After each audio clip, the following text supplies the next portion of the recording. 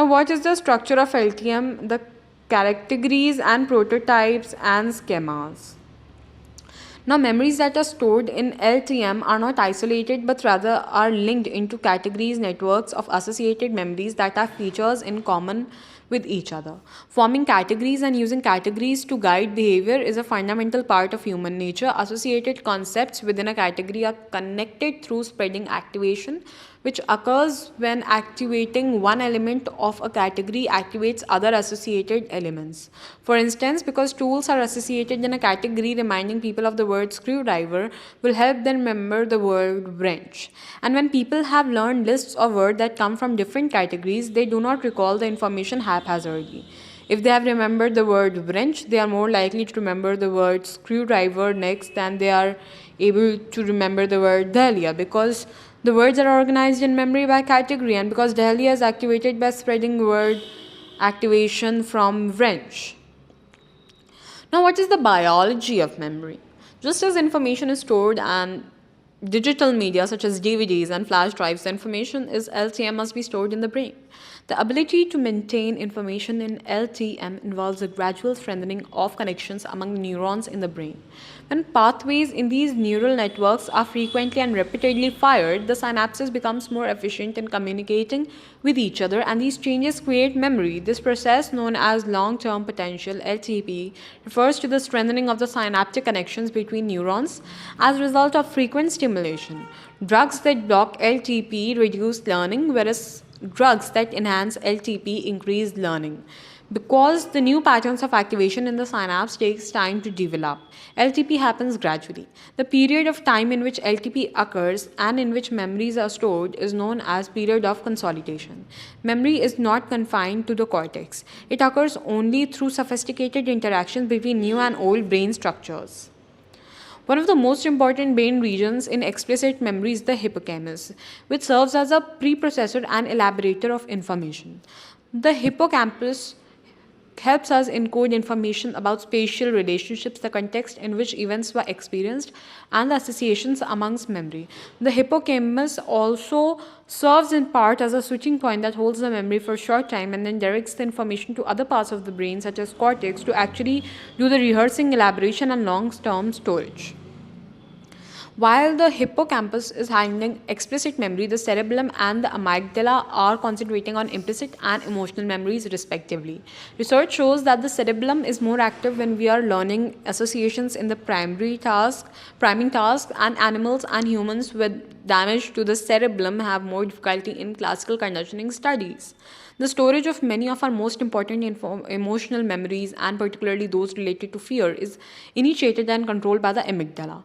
Evidence for the role of different brain structures is different types of memories comes in part from case studies of patients who suffer from amnesia, a memory disorder that involves the inability to remember information.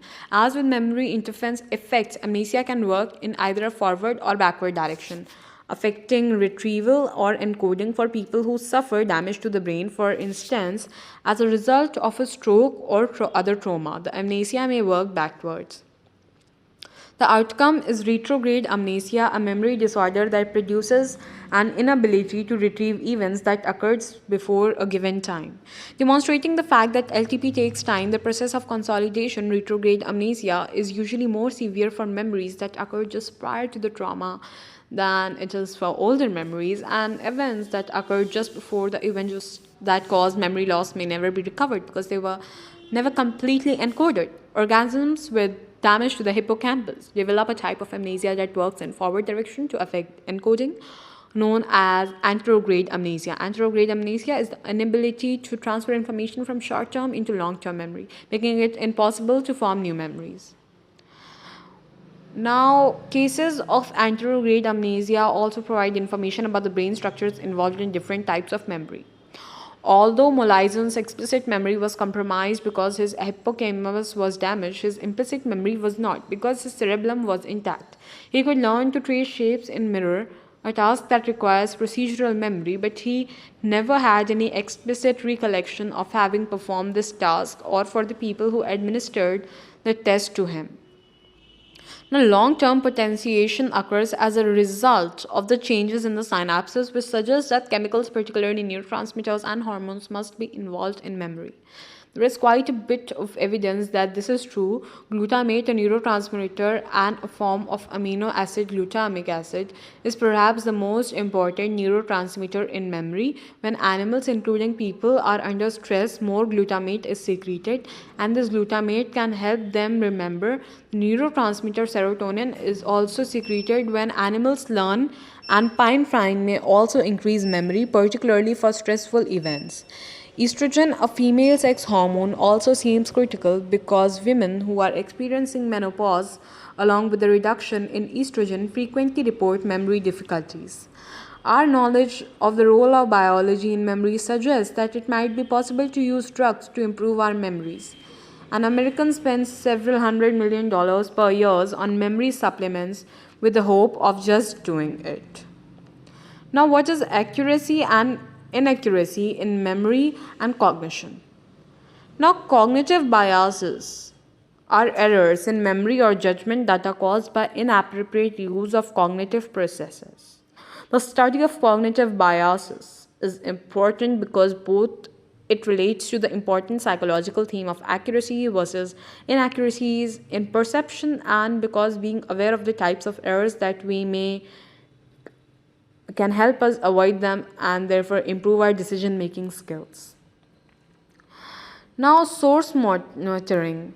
Now, source monitoring is the ability to accurately identify the source of a memory, and uncertainty about the source of a memory may lead to mistaken judgments.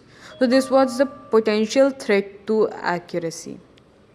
Now, what are the information biases? The tendency to verify and confirm our existing memories rather than to challenge and disconfirm them.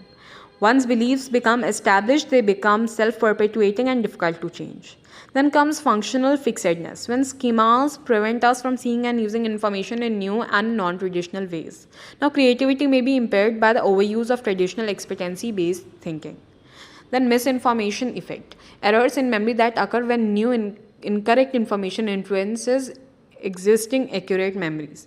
Eyewitnesses who are questioned by the police may change their memories of what they observed at the crime scene. Overconfidence, when we are more certain that our memories and judgments are accurate than we should. Eyewitnesses may be very confident that they have accurately identified a suspect even though their memories are incorrect. Salience, when some stimuli grab our attention and make them more likely to be remembered. We may base our judgments on a single salient event when we ignore hundreds of other equally informative events that we do not see.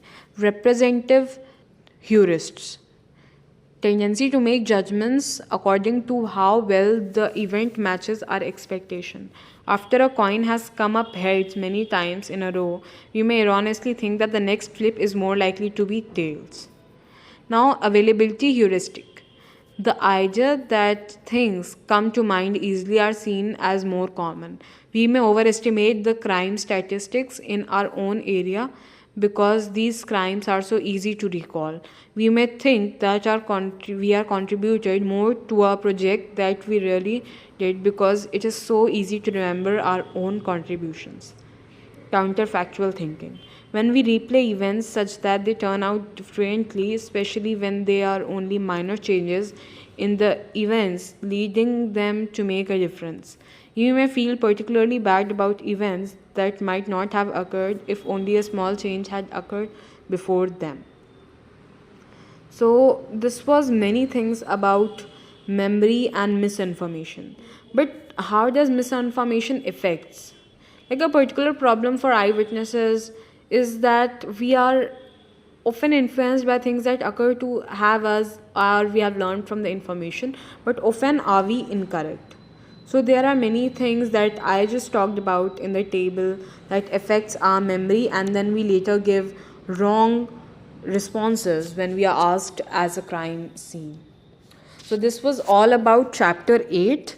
I hope I made my points very clear, and this chapter is also a very important one. So please go through it again and again and make your concepts clear. And for the next video and the next chapter, please stay in touch. We'll be coming up soon. Till then, take care. Bye-bye.